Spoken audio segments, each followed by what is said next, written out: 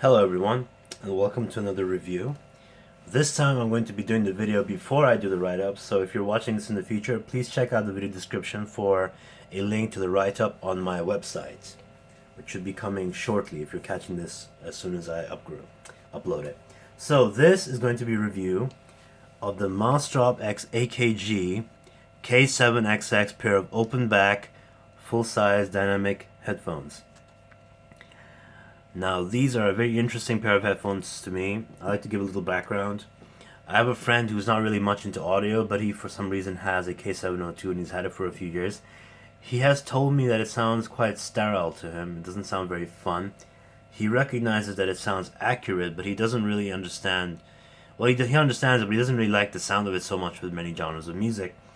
So, what I think they've done with the design of all these headphones they have, the K701, the K702, the K712.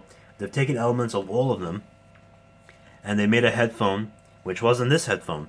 They made a headphone called the K702 65th Anniversary Edition, which sold for around $400 or something like that. It was limited edition. I don't think you can even buy them new anymore. This sounds the same as that according to my online sources. This sounds the same as that, but this is $200. So how did they do this? How does this $200 and that was $400 something dollars? Well, the reason is this is made in China. This is a collaboration between Massdrop and Massdrop and AKG, and this is a huge hit. To be honest, this is always on sale. Like either this version, which is the old black version, or they have another version, the red edition, which has a red top band and a red ring on the sides. So these two versions are almost always on sale, and for good reason, because this is a hit. For also a good reason, these sound quite nice. They don't sound boring. They don't sound sterile. They sound really nice. But before I get into the sound, let's talk quickly about the features. So it comes in this box. Very simple box, nothing special. There's no carrying case or anything inside. These are not portable. Don't even think of that. No carrying case, nothing of the sort. Just a simple box. No dustproof bag either, with some information on the back. So it says 62 ohms, right? And you might be fooled into thinking, wow, that's like 2 ohms less than the Monk Plus. This must be easy to drive. No, these aren't easy to drive. Let's talk about amping before I get into the build. I run this with my Shit Magni 2. Why don't I run this with my liquid carbon? Well, the single-ended output of the liquid carbon first run has a bit of a problem, a hum issue with low impedance headphones, which this is, kind of, even if it has a bit more resistance, a lot more resistance actually. There's still a hum issue. If I turn the gain up on high, you can hear it quite clearly. If I have it on low, it's still there, but I can hear it. So I don't use it with my liquid carbon, which I primarily use just for its balanced output. I've tried it with my Runabout Plus by Venture Electronics, a small kind of portable kind of amp, but it has a lot of juice in it. It runs my Omni quite well, but this for some reason doesn't go well with that either. That has when you run these through your cell phone and you can hear when it's unamped, the low end becomes lower than it should, and it just sounds a little distorted. They're not very pleasing. You want to avoid that. I mean, if you want to use this just to like watch some movie or something, and you just care about the dialogue, then yeah, you could just plug it into your phone and watch it in bed. But you really want to have these amped properly. So I use my Magni 2. Magni 2 provides this amount of juice this needs, and it's a very clean and neutral sound, so you don't have to worry about it, becoming too warm or anything like that. So, build quality.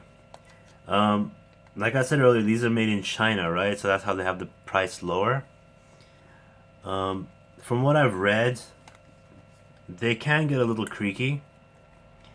I'm not sure what the quality. I mean, it feels to my hands, it feels quite nice, but they're not the most durable pair of cans in the world. This is all plastic right here. This plastic sides and plastic. All this part is metal, but that's just a little bit, and then you have the leather part on the top. So yeah, not the most durable pair of headphones in the world, but very light.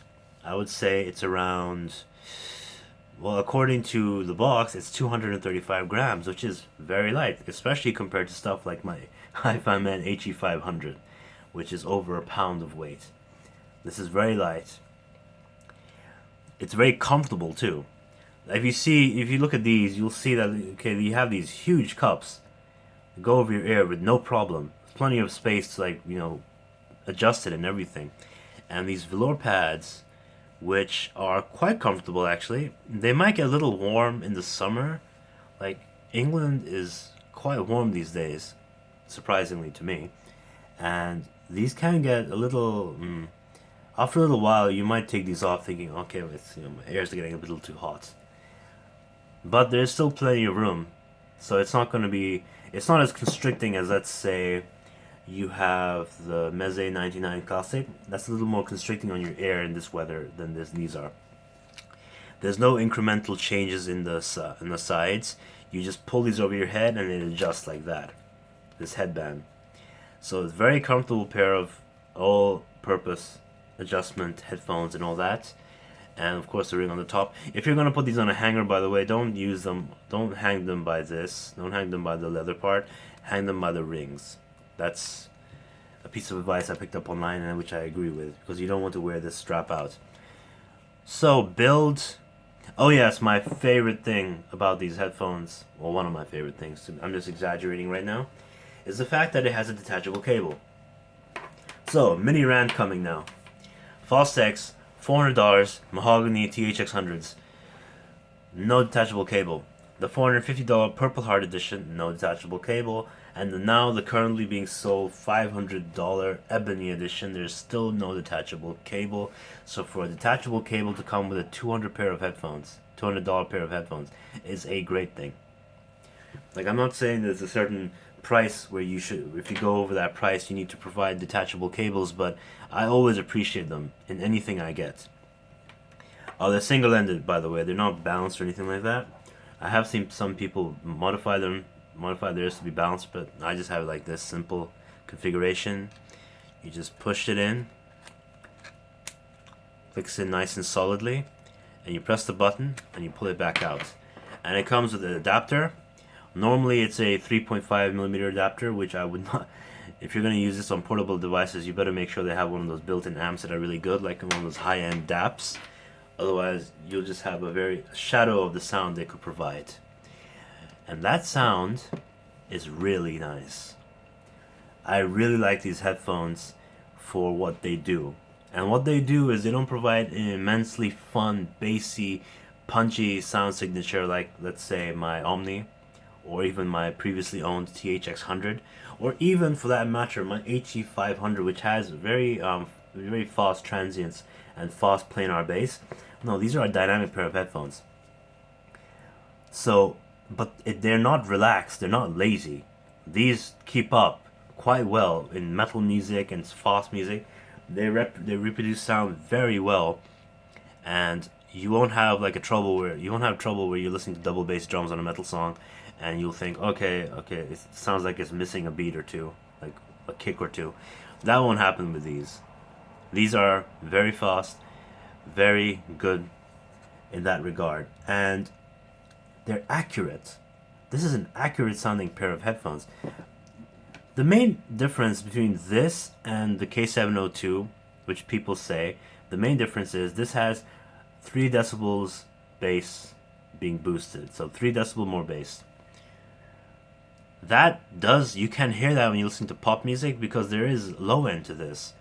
I was afraid there wouldn't be any, and I thought that would be very boring. I'd probably just end up selling these after my review. But I'm going to keep these because they sound very good. These are a very good all-rounder pair of headphones. The bass is, it doesn't extend extremely low, naturally, but it does have a good amount of presence there. It does have a good amount of pleasurable listening because of the bass. You won't hear... only if you're listening to one of those really deep sub-bassy kind of songs that really rely on the sub-bass to have the whole song effect. Those might miss out, but for everything else, everything normal, just even normal pop music, this will sound just great. The mids are very accurate, they're very detailed, and they're not forwarded at all. They have a slight tinge of warmth to them, but overall I would say they're quite neutral. I would, because of that factor, I would actually use these as studio monitors. Like, I know in an actual studio you might want to have like closed headphones or stuff, but these might work just as well.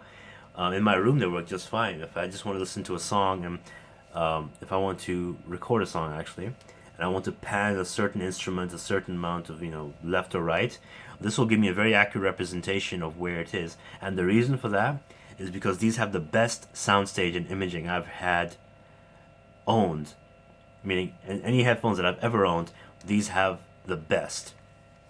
The soundstage is vast. The imaging is very precise.